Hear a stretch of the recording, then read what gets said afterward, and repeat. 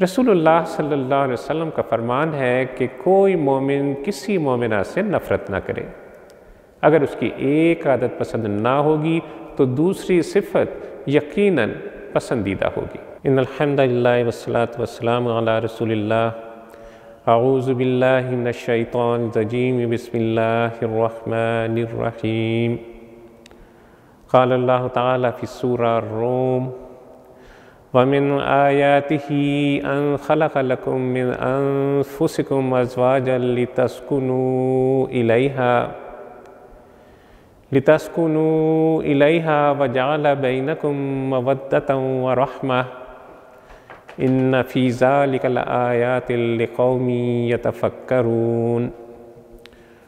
اور اس کی نشانیوں میں سے یہ ہے کہ اس نے تمہارے لیے تمہاری ہی جن سے بیویاں بنائی تاکہ تم ان کے پاس سے سکون حاصل کرو، اور اسی نے تمہارے درمیان محبت اور رحمت پیدا کر دی۔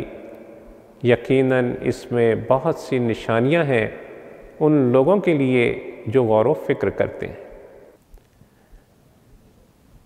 ناظرین اکرام، والدین کے بعد انسان کا جو سب سے قریبی تعلق پیدا ہوتا ہے وہ زوجین کا تعلق ہے، یعنی ایک مرد کا عورت سے اور ایک عورت کا مرد سے۔ یہ ازدواجی رشتہ محبت اور الفت کی بنیاد پر قائم ہوتا ہے۔ اس رشتے کی اہمیت کا اندازہ آپ اس بات سے لگا سکتے ہیں کہ قرآن نے اس رشتے کو قدرت کی نشانیوں میں شمار کیا ہے۔ اسی طرح سورہ بقرہ میں ایک بڑی خوبصورت بات کہی گئی کہ ہن لباس لکم وانتم لباس لہن، کہ وہ تمہارے لیے لباس ہیں اور تم ان کے لیے لباس ہو۔ قرآن نے بڑی خوبصورتی سے خاوند اور بیوی کے قریب ترین رشتے کا ذکر کیا ہے۔ جس طرح لباس جسم سے متصل ہوتا ہے، اس کے درمیان کوئی رکاوٹ حائل نہیں ہوتی، اسی طرح اس رشتے کی یہ خوبی بیان کی گئی ہے کہ ایک دوسرے کے یکجان دو قالب ہوتے ہیں۔ اسلام میں اس رشتے کی بنیاد انتہائی پائیدار ہے۔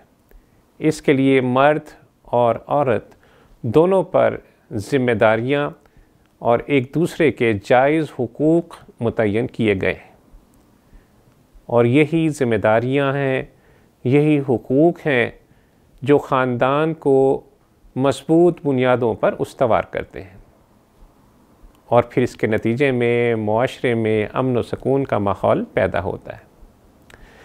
اسلام نے بیوی کو جو حقوق عطا کیے ہیں ان میں سب سے اہم حسن معاشرت ہے، یعنی ایسا برتاؤ جو عورت کے لیے ذہنی سکون کا باعث ہو۔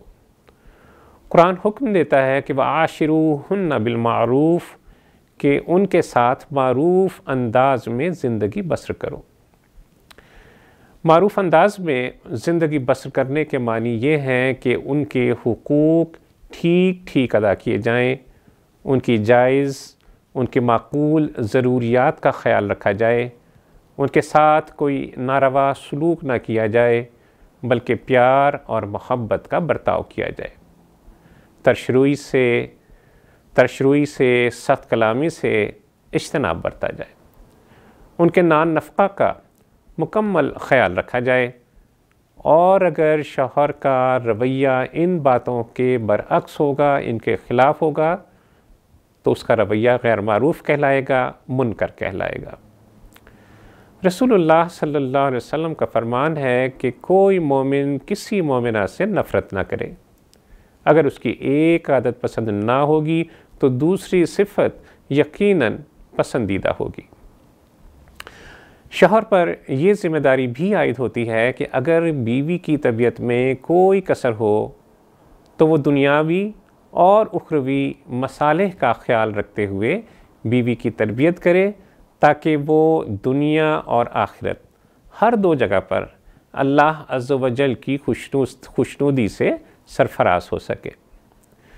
گھر کا ماحول خوشگوار بنانے کے لیے شوہر کو چاہیے کہ کبھی کبھار بیوی کو بتائے بغیر اسے ایسی چیزیں، ضرورت کی چیزیں لا دے جو اس کے لیے ایک سرپرائز کی حیثیت رکھتی ہوں۔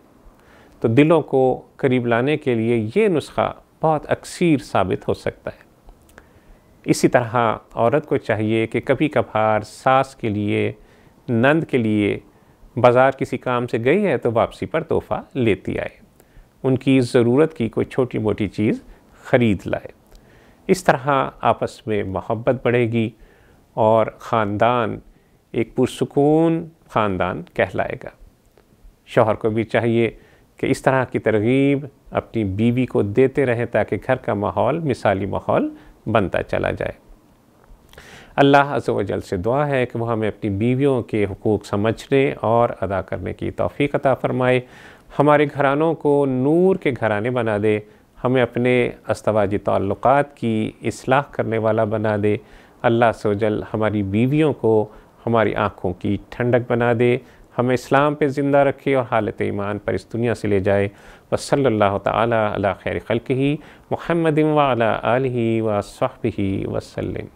اللہم صلی علی سیدنا محمد وعلی آلہ وصحبہ